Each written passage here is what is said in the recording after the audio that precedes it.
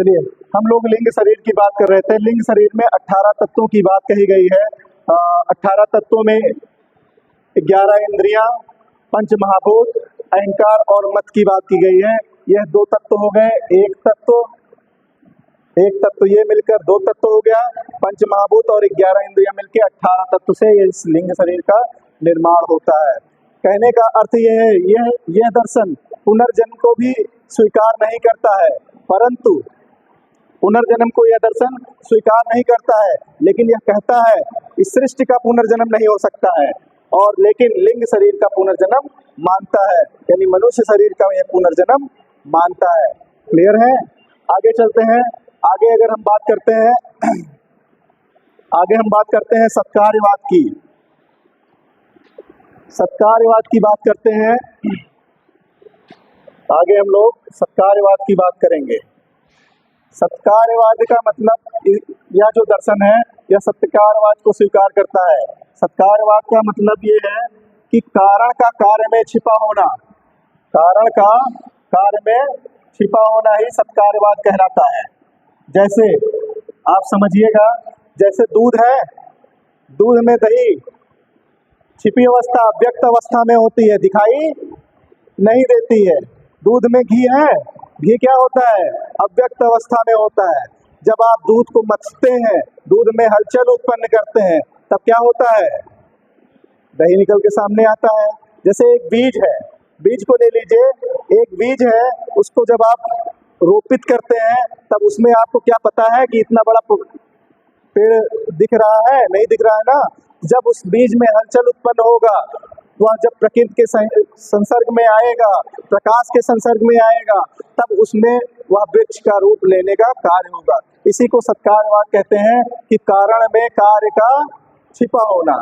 तो कुल मिलाकर आज इस सत्र में हम लोग कारण और कार्य के बारे में अध्ययन करते हैं कि सांख्य दर्शन में कारण क्या है और कार्य क्या है। क्लियर है? चलिए हम लोग चर्चा करते हैं। देखिए, इस संसार में केवल दो तत्वों के बारे में सांख्य दर्शन में बताया गया है, और इन्हीं दो तत्वों से ही सृष्टि का निर्माण हुआ है। तो कारण क्या है? कारण वह है कि जो निर्माण उत्पन्न करता है, यानी कारण। ठीक है? कारण क्या है? जिससे कोई चीज उत्पन्न हो। और ठीक है, कार्य क्या है? जो चीज हमने उत्पन्न कर दिया है। कार्य और कारण पर विचार करेंगे। कार्य और कारण से पर विचार करने से पहले मैं जानता हूं, देखिए प्रकृति है, प्रकृति में 3 गुण हैं, और उन तीनों गुण में जब हलचल उत्पन्न होता है तब आगे विकास कार्य प्रारंभ होता है। तो प्रकृति और पुरुष से सामंजस्य बिठाकर सबसे पहले महत, यानी प्रकृति से क्या बना? महत बना। महत से क्या बना? अहंकार। अब आप थोड़ा सा ध्यान दीजिए कि इसमें कार्य क्या है, कारण क्या है। प्रकृति आपका कारण हुआ कि नहीं हुआ? बोलिए। प्रकृति कारण है। क्यों कारण है? कि प्रकृति के अंदर ही महत है, और महत से ही उत्पन्न हुआ अहंकार। यानी प्रकृति भी कारण है और महत भी कारण है और अहंकार भी कारण है।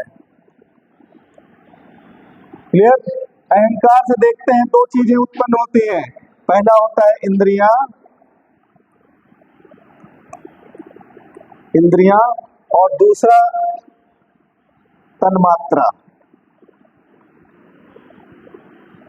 तन्मात्रा, तन्मात्रा। और तन्मात्रा से अगर उत्पन्न होता है तो वह हमारा पंच महाभूत है। पंच महाभूत, पंच महाभूत, ये पंच तन्मात्राएं हैं। पंच तन्मात्रा और पंच महाभूत।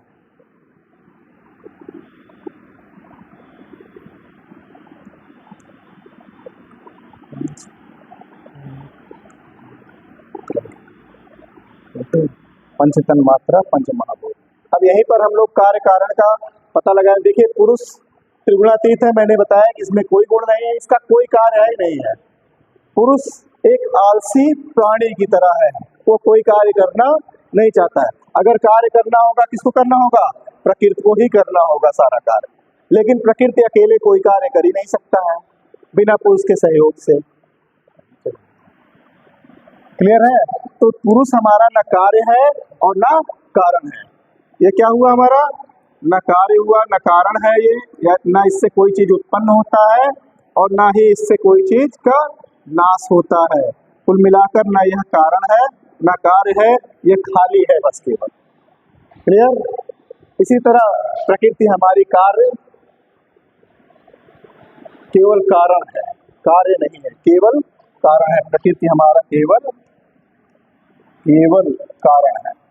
अब यहाँ पर अगर हम बात करते हैं महत और अहंकार की, तो महत, अहंकार और पंच तन्मात्राएं, ये तीनों,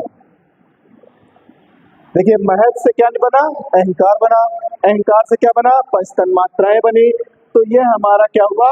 कार्य और कारण दोनों हुए, क्योंकि इसमें कार्य भी हुआ है यानी प्रकृति से बना है, और फिर इसके बाद भी कुछ ना कुछ हलचल होने के बाद बन भी रहा है। तो कुल मिलाकर ये कहा जा सकता है यह कार्य और कारण क्या है? दोनों है। कार्य और कारण दोनों है। पंच तन्मात्राएं, महत और अहंकार। पंच महाभूत और इंद्रियों की अगर हम बात कहें, 11 इंद्रियां होती हैं और पंच तन्मात्राएं होती हैं, तो महाभूत होते हैं। तो पंच महाभूत और इंद्रियां यह हमारे केवल और केवल